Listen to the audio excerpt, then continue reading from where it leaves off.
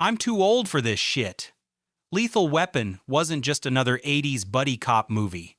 It was a revolutionary filmmaking experiment that forever changed action cinema while nearly destroying its cast and crew in the process. Behind the slick action sequences and crackling dialogue lurked production nightmares that few fans know about. Mel Gibson loading a real bullet for his suicide scene, stunt performers plummeting from skyscrapers, martial arts training that left actors hospitalized, and a first-time screenwriter who threw his own script in the trash before it sold for a fortune. Today, we're diving into 20 weird facts about Lethal Weapon you've never heard before, from the dangerous stunts that nearly killed the actors to the bitter script battles that completely transformed the film. And stick around for our bonus fact, the shocking behind-the-scenes event that explains why the movie's most infamous scene feels so disturbingly real. So grab your service weapon and get comfortable, because things are about to get lethal. FACT, Hashone. The iconic scene where Riggs contemplates suicide while watching a Bugs Bunny Christmas special wasn't just acting. Mel Gibson insisted on using an actual bullet in the gun for that scene. Not a blank, a real bullet. Gibson believed this would help him portray the character's desperation more authentically, knowing that a single slip could end his life. Director Richard Donner was horrified when he discovered this after filming, but Gibson's dangerous commitment created one of cinema's most haunting moments. The crew who witnessed the scene were profoundly affected. The camera operator was reportedly weeping behind the lens. This reckless dedication to character immersion set the tone for the entire production, where the line between fiction and reality constantly blurred. Fact #2. Shane Black wasn't a seasoned Hollywood writer when he created Lethal Weapon. He was a struggling 2-3-year-old UCLA student who wrote the script in less than 6 weeks. The craziest part? Black actually threw the script in the trash, convinced it was worthless. He later retrieved it and, with nothing to lose, submitted it anyway. Warner Brothers snatched it up just 3 days later for an astonishing $250,000, nearly $700,000 in today's money. Not bad for a college kid's failed project. Black's raw, unfiltered perspective is precisely what gave the film its edge. Without his inexperienced audacity, the buddy cop genre might never have evolved beyond formulaic television tropes into the cinematic powerhouse it became. Fact #3. The original Lethal Weapon script was drastically darker than what audiences saw in theaters. Director Richard Donner, alarmed by the script's extreme violence, hired uncredited writer Jeffrey Boehm to tone down Black's vision. The original opening? Riggs drinking alone in a bar before brutally beating up a group of thugs who harass him. Even more shocking was Black's original ending. Martin Riggs actually died. Studio executives loved the script otherwise, but demanded Riggs survive for potential sequels. This created such a rift between Black and producers that he walked away from the franchise entirely. Black has since claimed his rejected script for Lethal Weapon 2 was the best screenplay he's ever written, though it's never been publicly released. What audiences eventually saw was a significantly sanitized version of Black's brutal original vision. Fact #4. The death-defying high-rise jump that opens the film wasn't created with special effects. Actress Jackie Swanson actually performed her own 35-foot fall. Under the guidance of legendary stuntman Dar Robinson, Swanson trained extensively for this terrifying sequence. The ingenious part was how they created the illusion of a fatal impact. The stunt was performed onto an airbag covered with a life-sized painting of the driveway and cars below. When filmed from above, this foreground miniature blended seamlessly with the real scene, allowing editors to hold the shot until the moment of impact for maximum realism. This practical effect delivered a visceral opening that CGI could never match. setting the tone for a film that prioritized authentic stunt work over shortcuts. Fact #5. Bruce Willis and Mel Gibson nearly swapped their career-defining roles. Willis was originally offered the role of Martin Riggs but turned it down, instead taking the lead in Die Hard a year later. Meanwhile, Gibson was seriously considered for the role of John McClane in Die Hard. Both films were produced by Joel Silver and featured scores by composer Michael Kamen, creating a strange parallel universe where these action classics were nearly mirror images of each other. Even more bizarrely, Die Hard with a Vengeance, the third Die Hard film, was originally written as a script for Lethal Weapon 4. These two iconic franchises are so intertwined behind the scenes that they essentially share the same cinematic DNA, despite their vastly different tones and execution. Fact #6. The brutal fight sequence between Riggs and Mr. Joshua was far more authentic than most movie fights. Gibson and Gary Busey trained for an astonishing 2 months in 3 distinct martial arts disciplines, specifically chosen for their visceral and unusual nature: Brazilian capoeira, jailhouse rock, a fighting style developed in U.S. prisons, and Brazilian jiu-jitsu. This wasn't choreographed Hollywood combat. It was legitimate martial arts training supervised by technical advisors who demanded authenticity. The punishing sequence took 4 complete nights to film, shooting from dusk until dawn. The original cut ran 4 minutes longer but was trimmed for pacing, which explains some of the continuity errors in the final version. The fight's raw intensity, with both actors performing their own stunts, set a new standard for action cinema that few films have matched since. Fact #7. Legendary stuntman Dar Robinson, who coordinated some of Basic Instinct actors performing the technique, the film's most dangerous sequences, tragically died in a motorcycle accident shortly after principal photography wrapped. Director Richard Donner was so devastated that he dedicated the film to Robinson, a tribute that appears in the end credits. Robinson wasn't just any stuntman. He held multiple world records for high falls and was considered the greatest stunt performer in Hollywood history. He personally designed the 3-stage airbag used for the film's death-defying stunts. The loss cast a shadow over the production, with many crew members believing the film's success was bittersweet without Robinson there to witness it. His innovative approaches to practical stunt work influenced action filmmaking for decades after his death, cementing Lethal Weapon's legacy as a technical achievement in stunt coordination. Fact #8. The chemistry between Gibson and Danny Glover wasn't an accident. It was meticulously engineered by casting director Marion Doherty, who had a hunch these two vastly different actors would create magic together. She arranged for Gibson to fly in from his home in Sydney, Australia, while Glover was flown in from Chicago, where he was performing in a stage play, just to read through the script together. The instant connection between the actors convinced everyone they'd found the perfect duo. What's remarkable is that nowhere in the script was Murtaugh's ethnicity specified. Donner simply cast the best actor for the part, creating one of cinema's first colorblind casting decisions for a slash cast. Major action franchise.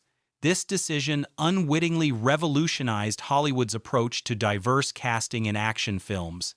Fact #9. The iconic line, "I'm too old for this shit," almost didn't make it into the film.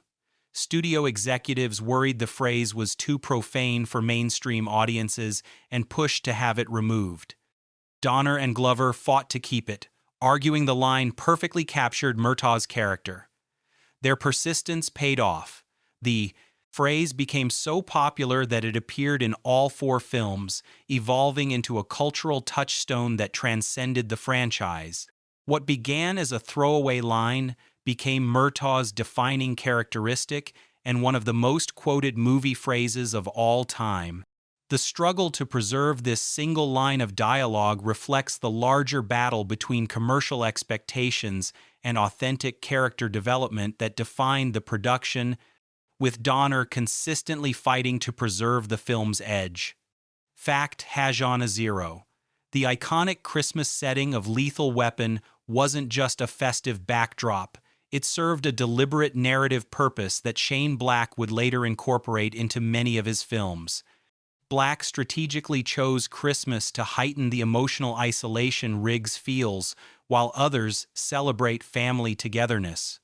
The stark contrast between twinkling lights and Riggs's suicidal despair created visual and emotional tension that amplified the film's themes. The Christmas element also allowed for unexpected moments of dark humor, like Riggs's disturbing interaction with a suicidal man while Jingle Bell Rock plays in the background. Christmas in Lethal Weapon isn't merry. It's a psychological weapon that twists the knife deeper into Riggs's wounded psyche. Go ahead and like and subscribe, because we're only halfway through our explosive deep dive into Lethal Weapon's darkest secrets, and trust me, the most shocking revelations about how the holiday setting fundamentally shaped this franchise are still to come. Fact: Hajan 1. The film secretly contained radical political messaging that most viewers never noticed. Sharp-eyed fans might spot a "Free South Africa, End Apartheid" sticker on the Murtaugh's refrigerator, a bold statement for 1987 when apartheid was still in effect. Director Richard Donner deliberately included anti-apartheid, anti-NRA, and other progressive messaging throughout the film, saying, "If you can make good entertainment and sneak a message in, this political subtext wasn't just set decoration. It directly influenced the entire plot of Lethal Weapon 2, which featured South African diplomats as villains." These political statements proved so controversial that Donner received death threats after the film's release. Hollywood action films rarely took such explicit political stances, making Lethal Weapon revolutionary not just in its action sequences, but in its willingness to embed progressive politics within mainstream entertainment. Fact: Hajan 2. The film's most emotionally devastating scene, where Riggs contemplates suicide on Christmas Eve, was so difficult to film that production halted for weeks. When Gibson initially tried to shoot the sequence, he wasn't satisfied with his performance and refused to continue. Rather than force the actor, Donner made the unprecedented decision to shut down that part of production, allowing Gibson time to prepare mentally. The crew waited for weeks until Gibson finally approached Donner saying, "Hey, can we do that scene?" This patience resulted in one of cinema's most haunting portrayals of suicidal ideation, with Gibson's performance feeling disturbingly authentic. The scene fundamentally changed how Hollywood depicted mental health issues, moving beyond simplistic characterizations to show the complex, messy reality of psychological trauma. Fact: Hajan 3. The cinematography behind Lethal Weapon's action sequences revolutionized how action films were shot. Director of photography Steven Goldblatt employed techniques that were considered radical at the time, shooting major action sequences at night, using hard lighting, combined with water-soaked streets to create dramatic reflections, and utilizing unusually tight framing during fight scenes. The martial arts fight between Gibson and Gary Busey was filmed over 4 consecutive nights and required a shooting technique that was groundbreaking for Hollywood. Goldblatt explained to American cinematographer, "You simply cannot get a fight with any power in a few takes." This approach fundamentally changed action cinematography, with Goldblatt's innovative techniques being copied by countless films afterward. The visual language Goldblatt established continues to influence action directors today. Fact: Hajan 4. Leonard Nimoy, Mr. Spock himself, was originally offered the chance to direct Lethal Weapon but turned it down. Having just proven his directing talents with Star Trek III, Star Trek IV, and 3 Men and a Baby, Nimoy was a hot commodity in Hollywood. However, he declined the project, reportedly because he wasn't comfortable directing action movies and preferred focusing on character-driven stories. Had Nimoy accepted, the film's tone would have been drastically different, likely with more emphasis on the psychological aspects and less on spectacular action sequences. This decision led to Richard Donner taking the helm, fundamentally shaping what Lethal Weapon would become. Donner's direction emphasized Western-style action over graphic violence, telling the New York Times, "I tried to make it more like an old-fashioned Western. Sure, there were a lot of deaths, but they died like they died in Westerns." Fact #5, Gary Busey's portrayal of the psychopathic Mr. Joshua wasn't entirely acting. To prepare for the role, Busey immersed himself in learning Taekwondo alongside the other martial arts required for the film. This intense physical training helped Busey access the character's merciless nature. His performance as the cold, unstoppable henchman was so convincing that it overshadowed the film's main villain, becoming the most memorable antagonist in the franchise. What audiences didn't know was that Busey's commitment to portraying a man unsusceptible to pain extended to his own body during filming, performing stunts that put his health at serious risk. Busey later credited the film with sparking his lifelong interest in martial arts, though the intensity he brought to the role concerned some cast members who found his off-camera behavior equally unpredictable. Fact #6. The Lethal Weapon production team employed technical advisors from both the LAPD and the Los Angeles County Sheriff's Department to ensure authenticity in how police procedures were portrayed. These advisors worked directly with Gibson and Glover, putting them through intense pre-production training that mirrored real police preparation, physical conditioning, weight training, and weapons handling and safety. The actors even spent time in the field accompanying working undercover officers to understand the unique psychology of law enforcement. This unprecedented level of preparation wasn't standard practice for action films of the era, which typically prioritized spectacle over realism. The dedication to authenticity fundamentally changed audience expectations for police action films, raising the bar for all future entries in the genre and establishing a new standard for how action stars prepared for roles. Fact #7. The film's final edit differs dramatically from what was initially shot. Richard Donner filmed both the beginning and ending scenes exactly as written in Shane Black's script, but opted to change them completely during post-production. The original opening sequence featured Riggs in a bar fight, while the original ending showed Murtaugh expressing his desire to retire with Riggs, convincing him to stay on the force, essentially the opposite of their dynamic throughout most of the film. These significant changes reflect Donner's evolving vision for the characters, prioritizing Riggs' vulnerability in the opening, waking alone in his trailer, rather than showcasing his violence. The structural reshaping in the editing room transformed the film's entire emotional arc, creating a more satisfying character progression that set up the franchise's future installments. Fact #8. The film's production was rushed to an almost impossible degree. Although Lethal Weapon hit theaters on the 6th of March 1987, the final action sequence, the brutal fight between Riggs and Mr. Joshua, wasn't completed until mid-November 1986. This gave post-production teams less than 4 months to edit, score, and finalize the entire film. For comparison, modern action blockbusters typically have post-production schedules of 6 to 12 months. This frantic pace created enormous pressure on editor Stuart Baird, who had to assemble complex action sequences with minimal time for refinement. The tight deadline also affected composer Michael Kamen, who recruited Eric Clapton to perform Riggs' theme and David Sanborn for Murtaugh's saxophone theme with almost no preparation time.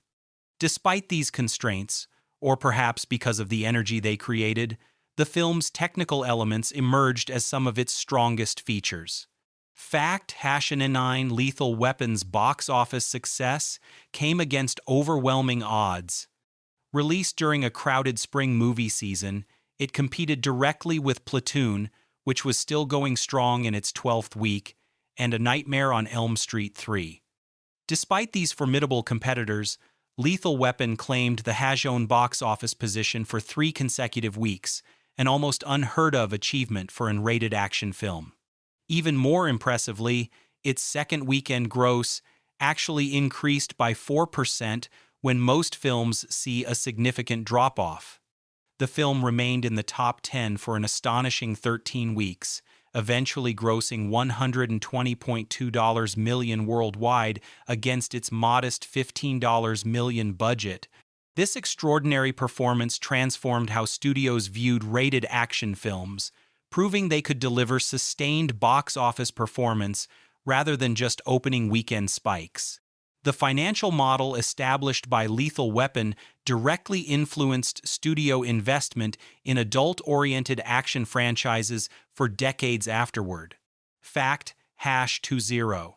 The character of Roger Murtaugh was never specified as black in Shane Black's original screenplay. When Danny Glover was suggested for the role, director Richard Donner was initially surprised, having unconsciously assumed the character would be white. This colorblind casting decision was revolutionary for 1987, establishing one of Hollywood's first major interracial buddy partnerships in an action franchise. The film subtly addressed race through the family dynamics and the Free South Africa sticker visible in the Murtaugh home, but never made race the focus of the partnership. This approach allowed the characters' personalities and values to define their relationship rather than their racial differences. Donner later acknowledged his initial ignorance about the casting, but his willingness to prioritize chemistry and performance over preconceptions helped reshape Hollywood's approach to diversity in action cinema. Bonus fact: the most shocking secret behind Lethal Weapon is that Mel Gibson was battling severe psychological issues during filming that mirrored his characters. Gibson has since admitted he was suffering from undiagnosed bipolar disorder and alcoholism while portraying Riggs. His personal demons fueled his performance, particularly in the suicide contemplation scene, which many crew members found disturbingly authentic. Director Richard Donner became a father figure to Gibson during production, often intervening when the actor's behavior became erratic or self-destructive. This dynamic created an unexpected parallel to the Riggs-Murtaugh relationship in the film itself, with Donner providing the stabilizing influence Gibson needed to channel his chaos productively. The film's exploration of suicidal ideation and psychological trauma was groundbreaking precisely because it wasn't entirely fictional. It was capturing a real struggle happening behind the scenes. Lethal Weapon wasn't just a film that entertained audiences. It was a production that fundamentally changed its creators. From Shane Black's meteoric rise from college student to Hollywood wunderkind, to Mel Gibson confronting his own demons through Martin Riggs, to Richard Donner discovering how to infuse meaningful politics into mainstream entertainment, the film transformed everyone involved. What began as a dark, violent screenplay became something more profound, a meditation on friendship's power to heal even the deepest wounds. The production's chaos, its dangers, and its innovations culminated in a film that didn't just define the buddy cop genre, it transcended it.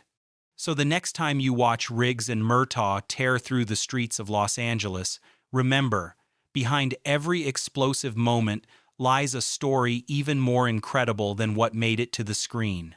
If you enjoyed these revelations about Lethal Weapon, hit that subscribe button and let us know in the comments which iconic film you want us to expose next. Because when it comes to Hollywood's greatest hits, the real story is always too lethal for the big screen.